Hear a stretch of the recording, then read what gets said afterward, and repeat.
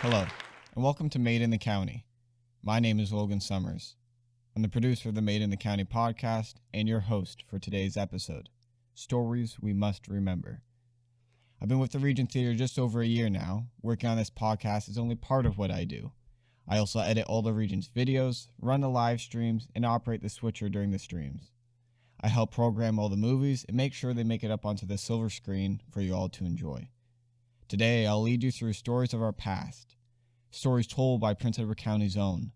These stories will be about family, remembrance, and our not-so-distant history. Before we begin today's show, I would like to take a moment to acknowledge that we are recording at the Regent Theater, which is located on the traditional territory of the Haudenosaunee Confederacy and other nations, recorded and unrecorded. We are grateful to the generations of ancestral stewards and caretakers of this land for the opportunity to live, work, and share stories in this place we call home. As a community that claims many descendants from among the original Loyalist settlers, we are respectful of and grateful to our Indigenous neighbors in the Tyanaga Mohawk Territory and beyond, who continue to work with us to find ways to reconcile with our past and pave the way towards an inclusive future. In creating opportunities like this podcast for shared storytelling, we aim to bridge the territorial and cultural divides which have separated Canadians. Now in today's show, you might remember from last month's podcast that this episode was supposed to be called On the Home Front. A change was made, and we believe for the better. While making this podcast and recording Peter Lockyer's section, which you'll hear soon, a light bulb went off. Peter made a comment about his story and how it is a personal one to his family, but he believes it's important to tell it so it will be remembered. And because of that comment, we would like to dedicate this project to stories we must remember. The stories that are being told today are ones about the storyteller's family during wartime. Their stories are about those who served and the importance of telling their tale. First, I'll take you back to the 1940s, during World War II. I'll give you an in-depth look into one of my relatives who served during the war. Then, Peter Lockyer, the creator of History Lives Here, will tell the story of his uncle and father. Next up, we'll have students from Prince Edward County Collegiate Institute who will be doing a correspondence-based composition on memory. Let's get started. Our first story will be one my family holds dear to their heart. It's a story I first heard when I was very young. I used to take every chance I could to tell it. My elementary school classmates know that all too well. Over the years, though, I've gotten better at telling it. And now today, I'll tell it once more, but the proper way. Let's begin. As the Great Depression neared its end, Charlie Chaplin, along with the world, was introduced to a man Chaplin considered the greatest actor he'd ever seen. Though that quote may seem as a compliment, it is far from it. The man himself was a facade, an evil force trying to make a Bois his savior. The man in question had a stark resemblance to Chaplin. The man's name was Adolf Hitler. He would spin his tale of hate to the German people, and months all of Europe heard him and soon the world. Our story begins 25 years prior, on New Year's Day.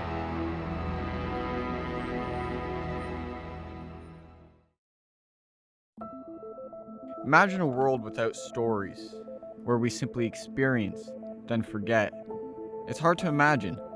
Stories are part of us, in every way from expressing ourselves to simply communicating. But stories are so much more than that. From stories that entertain us to stories of our past, they are lessons for us. Their importance is undescribable. The Summers family knows all too well the importance of stories, how they keep the ones who are gone alive for the ones who are still living. It's a sad truth in my family that so many of its members pass before they can tell their story, and so riveting their stories are. My great-grandfather was an RCMP officer, took down a drug ring in Montreal owned by famed gangster Lucky Luciano. He was also a guard for Queen Elizabeth II on her trip to Canada many years ago. My grandfather served in Vietnam and was awarded a variety of medals for his bravery. For my family, these stories are all we have of our fathers and grandfathers. They're our way of meeting them. I never got the chance to meet my grandfather, nor did my father get the chance to meet his, but these stories have shaped our lives. One of these stories, though, has stuck with me more than the rest. A story I first heard from my father when I was very young. He told it with such passion it stuck to me like glue. He read newspaper articles and letters to me about a man I always called Uncle Daniel. Daniel Summers was my great-great-uncle, and his story shaped my life in ways that are hard to explain. So instead of trying to explain it, let me just tell you his story. In a top right-hand drawer in Elizabeth Carr's dining room was a very special little red book, where she kept everyone's birthdays and slowly built her family tree. The first name above her 9 other children's birthdays is where our story begins. On a Thursday at 11:25 a.m., 1914, Daniel James Joseph Summers was born on his mother's birthday, New Year's Day. Daniel grew up on prairie farmland in a little town in Saskatchewan in the Canadian West. The family was devastated by 3 years of drought, sandstorms that stung your eyes, and grasshoppers that littered the earth. Unable to feed their growing family, Daniel's parents left their wedding gifts and home in the West and went east to the Ottawa area. Daniel's father would later join the RCMP. Daniel would later get a good education in Ottawa, but have to leave home after graduation to work in the gold mines in northern Ontario and Quebec due to the lack of work for young people in Ottawa at the time. Marguerite Summers, Daniel's sister and the last surviving sibling of the 10, recalls Daniel driving all night so he could get home. She also remembers fondly how Daniel would recite poetry to his younger siblings and tell them how exciting it was to ride in a small airplane. He used to say the way to avoid getting sick was to let your body move with the movement of the plane, advice he would soon need. In June of 1941, Daniel enlisted in the Royal Canadian Air Force. He graduated in December of the same year and arrived overseas in February 1942. Daniel served for a few months with the RFA in England, and then was sent to join the Royal Australian Air Force group stationed in Malta. Before shipping off, he quietly married his girlfriend, Sally Smith. He would join the 458 Squadron and be nicknamed Red. After his red hair, his nickname is bolded proudly in a newspaper article published April 27, 1943, describing his crew of fives, as the paper called them, adventures. As the paper wrote, quote, "Before the biggest adventure, the crew had already been through a fair amount of excitement," end of quote. While in the line of duty, Daniel and his crew were lost for 6 days in the African desert during a sandstorm, an odd similarity to his youth during the sandstorms of the Canadian prairies. I wonder if the sandstorms of his youth helped him make it out of the storm. The crew survived the hellish storm to then be shot down while attacking destroyer escort. Daniel wrote in one of his letters home, "It is good to know that you are not a coward." The 2 near-death experiences the crew faced was only preparation for their next mission, the mission that made the papers back home.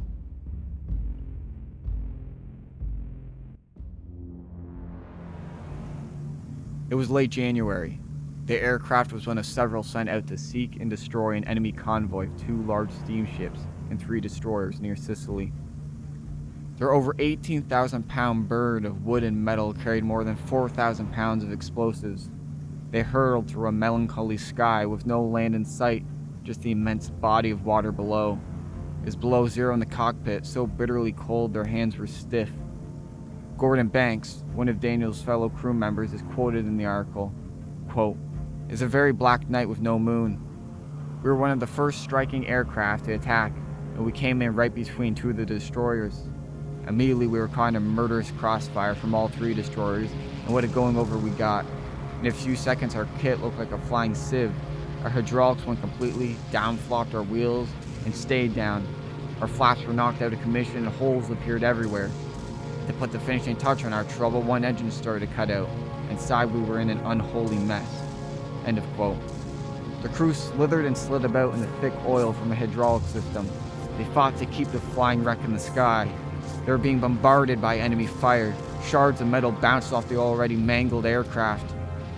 Though the crew still managed to drop their torpedo, they couldn't see if they hit anything though. They were more focused on one of their mates who lied on the floor not saying a word. He was badly wounded, but still breathing. They coaxed the wounded aircraft back to base. Banks said they had to bring the wreck miles back to Malta. Quote, "How we ever got home, I don't know." End of quote. They all made it back to base, but their unyielding bird had flown through the sky its last time. The injured crew member would survive. He suffered a fractured pelvis, 6 wounds in the hip, and another in his foot, but he would be alright. That was good news for the crew after a rough night. More good news came when they were told their torpedo had struck one of the steamships, and a destroyer was last seen trying to tow it in. The papers would spread their tale far and wide. It had a rhythm and rhyme to it that captivated people. They were heroes.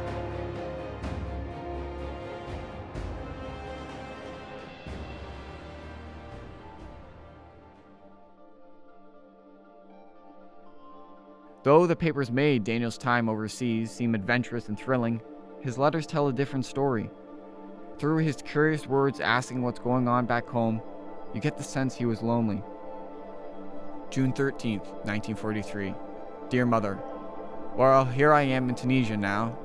I sure seem to get my fair share of moving around this last while back. I received your letter of January 28th yesterday with their pictures of the bench enclosed. They are very good. Dad sure made a good job of it.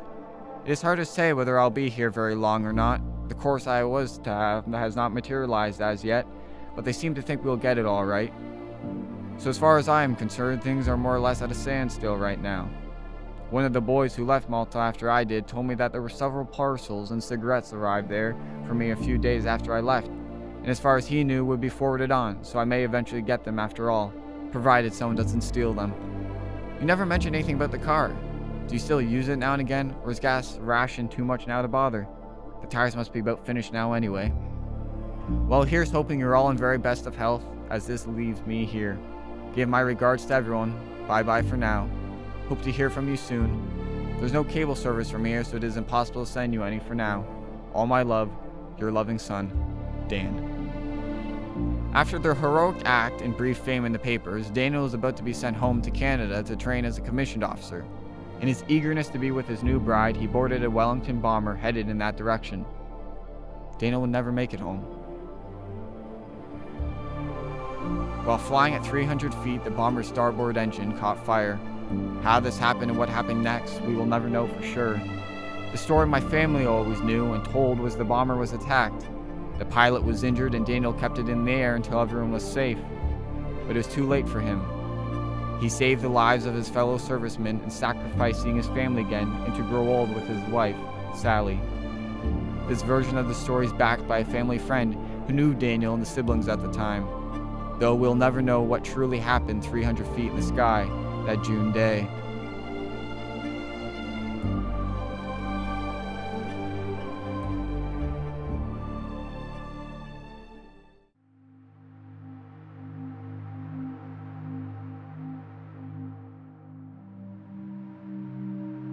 Daniel died June 28, 1943, at the age of 29.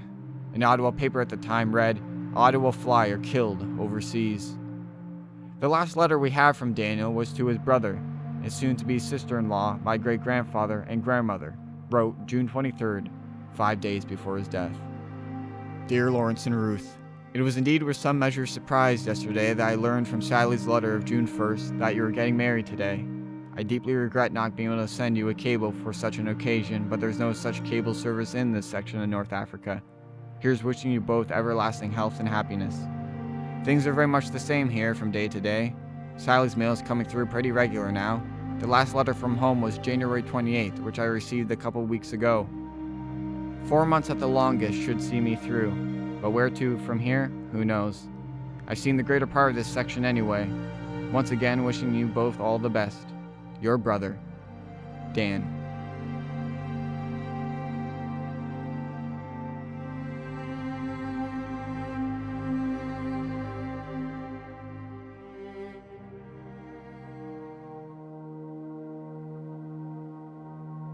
The war ended just over 2 years after Daniel died. The Summers family was left broken and confused. What Daniel went through at the time wasn't well known. But then a hopeful, unexpected visitor came knocking on their door one day. The injured crew member from their daring mission had sought the family out. He was the only crew member to make it through the war. He told Daniel's parents and siblings that during the crew's brave battle against the destroyers and steamships, the pilot attended to his injuries. Daniel, as co-pilot, had successfully piloted the wrecked plane and landed it safely at their base that was a dangerous, narrow airstrip. Marguerite later recalled this memory, saying, quote, "The frail, nervous hero made it his mission to visit the parents of each member of his crew. He told us details of stories we had no other way of knowing. It was consoling to experience for ourselves the close fraternal bond within this crew." End of quote. The importance of these stories are the lessons in them. We look to the past to learn from our mistakes, but to also reflect on our triumphs. Each soldier's story has lessons for us to learn. For me as a child, I looked at Daniel's story like any other kid will look at a superhero story. I was absolutely enthralled by it. To put into words then what it meant to me, what I learned would have been impossible. It was just a feeling I got from hearing it, a feeling that made me want to be better. But today I've tried to put into words what my Uncle Daniel's story is trying to say to me, and as pretentious as this may sound, I believe it to be true. I often wonder what the answer is to the cliché question all philosophers ask: what is the meaning of life? I've come to realize through Daniel's story what the meaning truly is. The meaning of life is not some grand equation. It's not some grand discovery either. The meaning of life is to simply live. Live like every moment is your last. Live through the good and the bad with a smile, because be happy you got to live it all. You're part of a lucky few that still get to play this game of life. So many had their turn stolen from them. But you're here. You get to play. You get to live and smile and enjoy life to its fullest. That's enough to make one wake up and smile every day. Don't waste your turn. Make the most of it. Don't just exist. Live.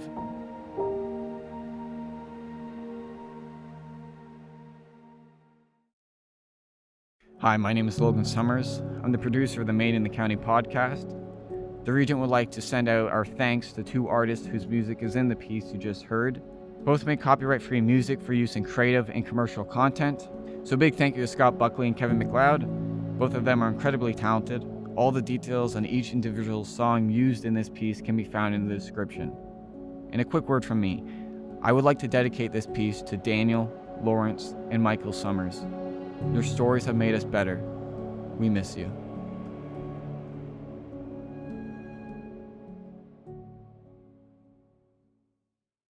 Next up will be a returning guest, Peter Lockyer. Peter last month told the story of the Lazier murder trial of 1884. His story for this month's podcast will span just over 2 decades and 2 world wars. His story is about Prince Edward County, his family, and how they both contributed to both world wars and how they were affected post-war.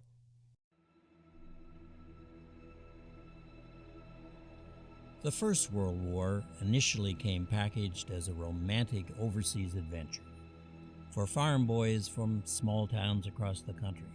It seemed at first like a job with pay. 3 square meals a day, a chance to see the world, and as their loyal duty to contribute to the British Empire in its hour of need.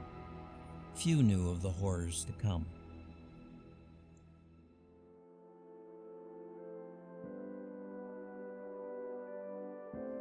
Like everywhere else, the county's foremost contribution was its young men. They joined the Hastings and Prince Edward Regiment that trained out of armories in Belleville, Madoc, Picton, and Trenton. These local men carried a long military tradition with them in their kit bags, dating back to when the first militias were formed to defend British North America. Men from this area had served in the War of 1812, in the Northwest Rebellion in the Canadian West in the spring of 1885, and in the Boer War. They fought as the 16th Prince Edward Regiment and the 49th Hastings Rifles, units that were later amalgamated in 1920 to form the Hastings and Prince Edward Regiment, the Hasty Peas as they came to be known. County soldiers drilled in the parade grounds in the front and backyards of the Picton Armory, built in 1913. Since horses were still vital to the war effort, a large metal water trough was located on the front yard along the town's dirt main street. Athletic activities were part of soldier training, so immediately inside the armory was a large gymnasium for sports like basketball, badminton, and gymnastics that served as a dance floor on Saturday nights. The original floor has recently been restored by the new owners of the facility after uncovering 7 other layers of flooring hiding its original purpose. Nearby camps in Deseronto served as flying schools under the direction of British instructors. There were 2 flight schools at Camp Rathbun and Camp Mohawk, training airmen drawn from Commonwealth countries and the United States. The former Camp Mohawk still operates as a flying school today. Flight training was hazardous, and many pilots died in crashes from unreliable aircraft. If they survived, they were often badly burned. and if they made it through training, they faced even less likelihood of surviving the war. Being a pilot was a hazardous job. Still, for many, flying appeared better than the marching life of the infantry, so they were willing to take their chances in this new frontier of aerial warfare. My great-uncle, Chris Railton Lockyer, was one of the young county soldiers who joined up for the First World War. He served as a messenger, running or motorcycling reports and orders from the front lines to headquarter command staff in far-off places like Vimy Ridge and Hill 70, one of the most difficult battles faced by Canadian troops.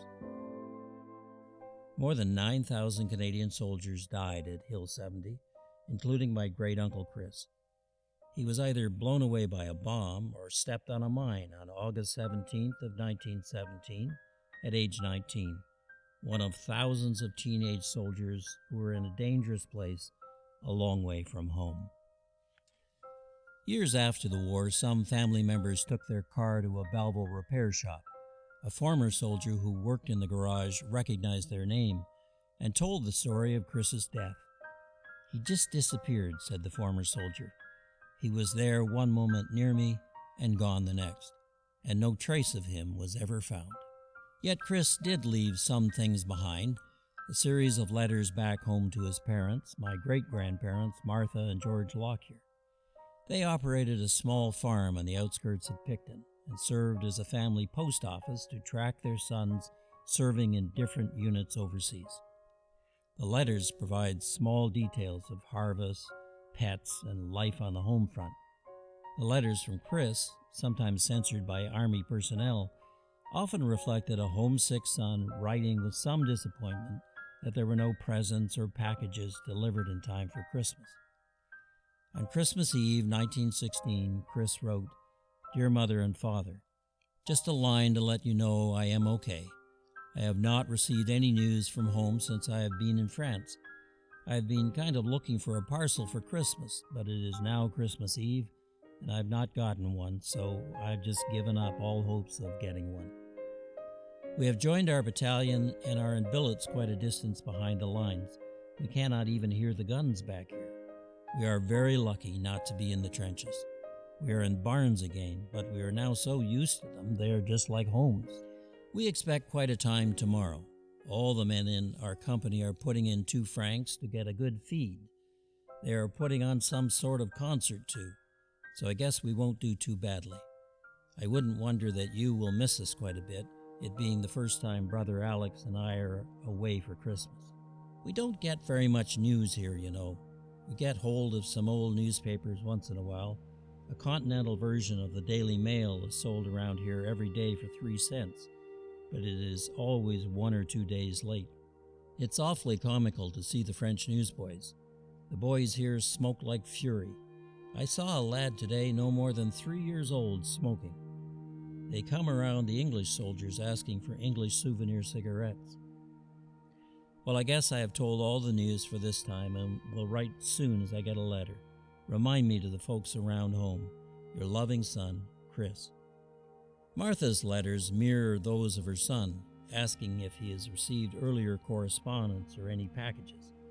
All of them reflect a deep worry for his safety and a longing to have him return home soon.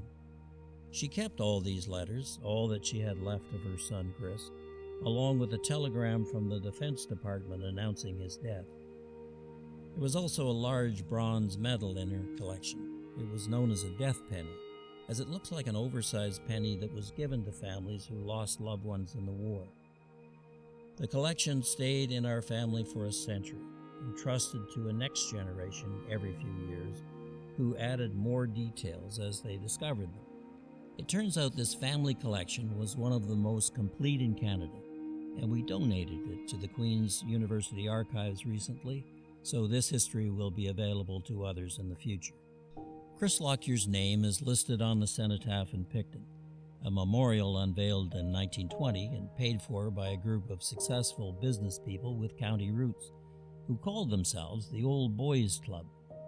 Surprisingly, the unveiling was captured on black and white film by a Trenton production company, as Trenton was the center of the movie industry in Canada back then, making major movie productions along with training and promotional films.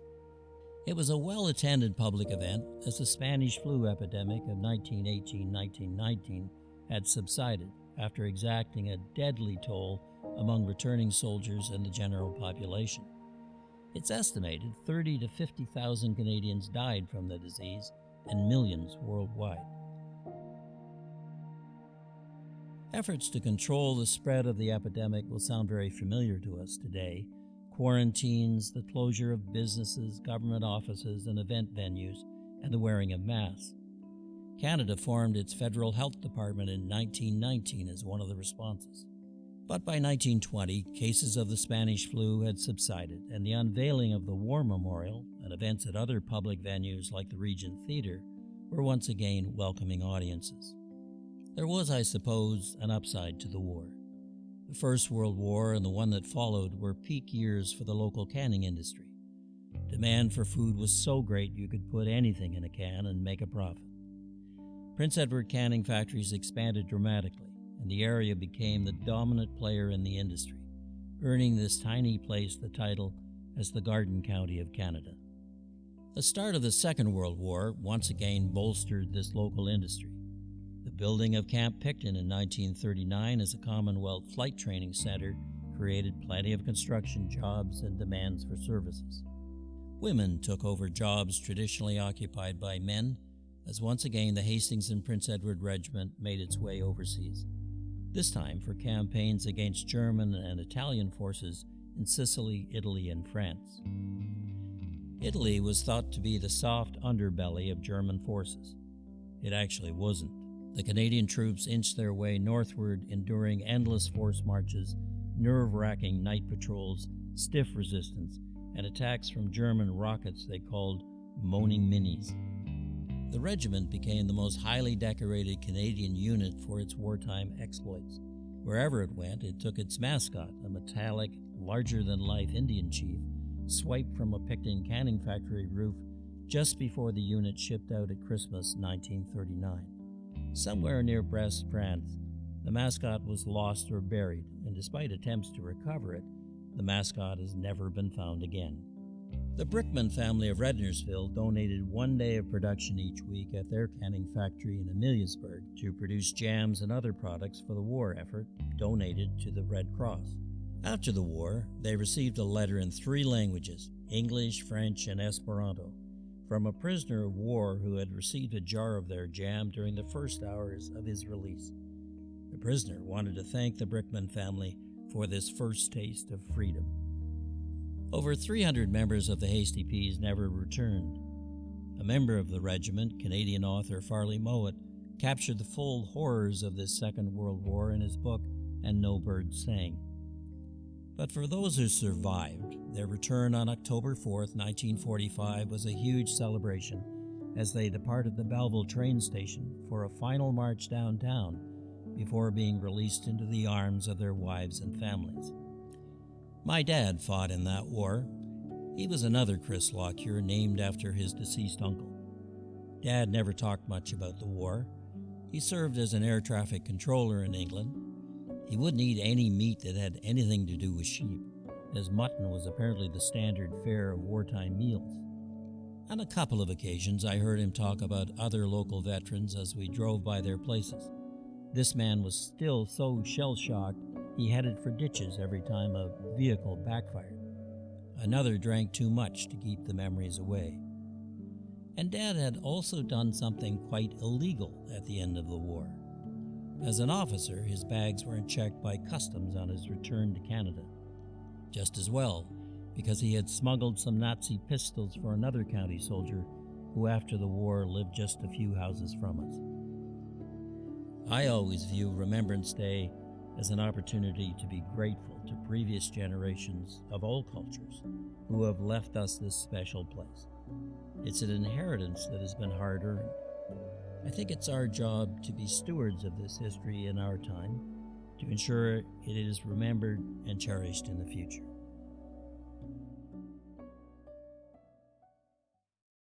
Thank you, Peter, for telling us your family story, and a big thank you for inspiring us to tell ours.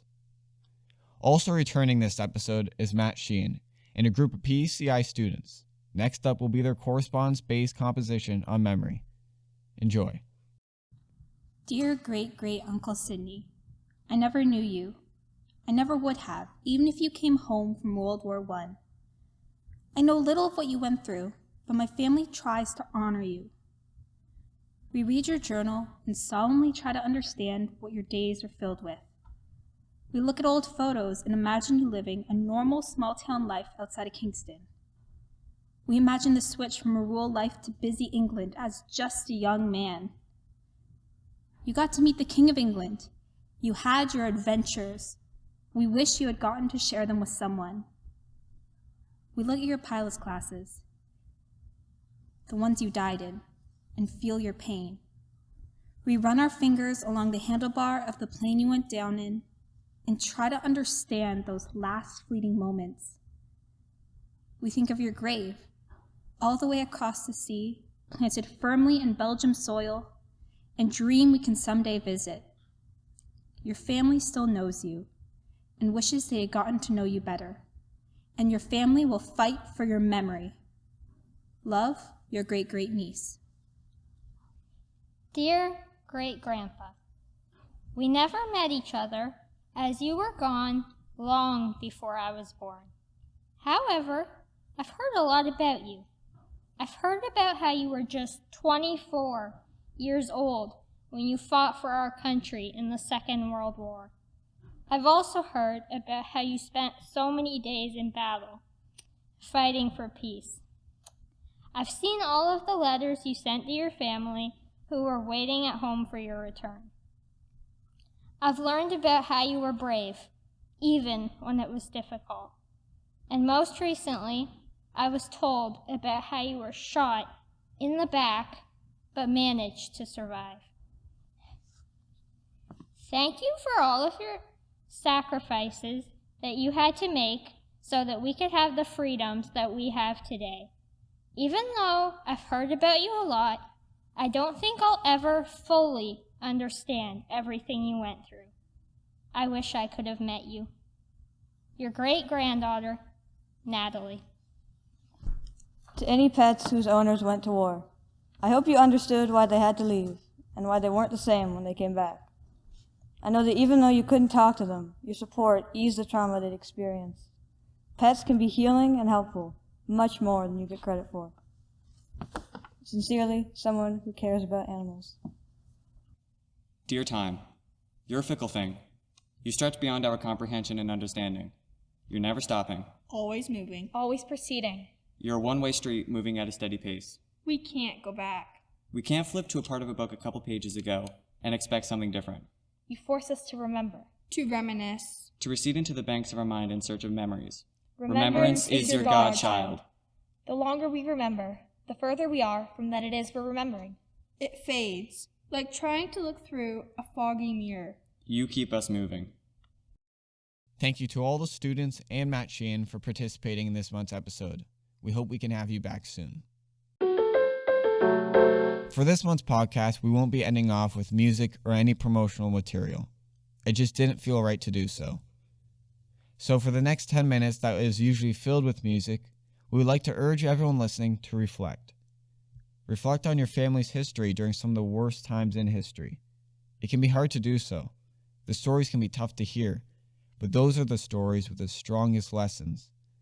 These stories are our hidden teachers. They teach us of the past, but like the best of teachers, leave us with a message that will help us tomorrow. Well, that's it for today, folks. Thank you for listening. We won't be having a podcast for the month of December, but stay tuned to our social media. We have exciting news for January's podcast. A special thank you to today's storytellers, artists, and the community and government organizations which made this podcast possible, including the County of Prince Edward, Loyalist College, and PECI. Made in the County is a Regent Theatre production, produced by me, Logan Summers, executive produced by Alexandra Seay. The opening theme is courtesy of Sam Bois. If you liked what you heard here, subscribe on Spotify, Apple Podcasts, or wherever you listen. That's it for this episode. See you next time.